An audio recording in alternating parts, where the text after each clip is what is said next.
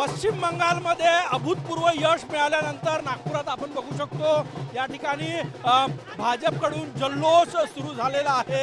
हे दृश्य आपण बघू शकतो। पश्चिम बंगालमध्ये महाराष्ट्राचे मुख्यमंत्री देवेंद्र फडणवीस यांनी अनेक सभा घेतलेल्या आहे, त्यामुळे या ठिकाणी मुख्यमंत्री देवेंद्र फडणवीस यांचा फोटो डोक्यावर घेऊन कार्यकर्ते जे आहे ते जल्लोष करतात। अनेक तरुणी या ठिकाणी या जल्लोषामध्ये सहभागी झालेला आहे।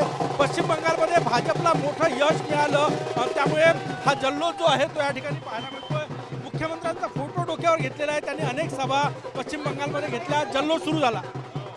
आमच्या महाराष्ट्राचे लाडले मुख्यमंत्री साहेब पश्चिम बंगालमध्ये गेले आणि नरेंद्र मोदी साहेबांच्या अथक प्रयत्नांनी आणि मेहनतीने आणि अमित शहाच्या प्रयत्नांनी आणि आमच्या महाराष्ट्र मुख्यमंत्री साहेबांच्या प्रयत्नांनी आपण बंगालमध्ये भाजप विजय झालो। आणि जर आज ममता दीदीची सरकार आली असती तर मिनी पाकिस्तान बनलं असतं। आज आपलं हिंदूची सरकार आली बंगालमध्ये। आपण बघू शकतो ही जल्लोष केला जातोय, आनंद साजरा केला जातोय। तरुणाई जी आहे ती या सगळ्या जल्लोषात सहभागी झालेली आहे। गयामध्ये काय जल्लोष करताय काय आपण बघू। बीजेपी जिंदाबाद, जय श्रीराम। भाजपचा जल्लोष जिलेबी या ठिकाणी वाटली जात आहे, जल्लोष केला जात आहे।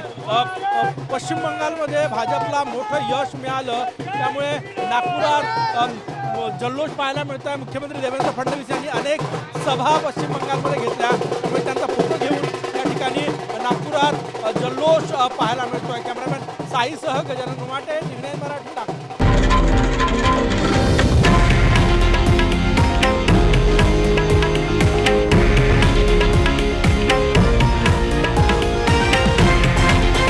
हे आहे देशातील नंबर 1 न्यूज नेटवर्क आणि आपण पाहत आहात TV9 मराठी, एकमेव।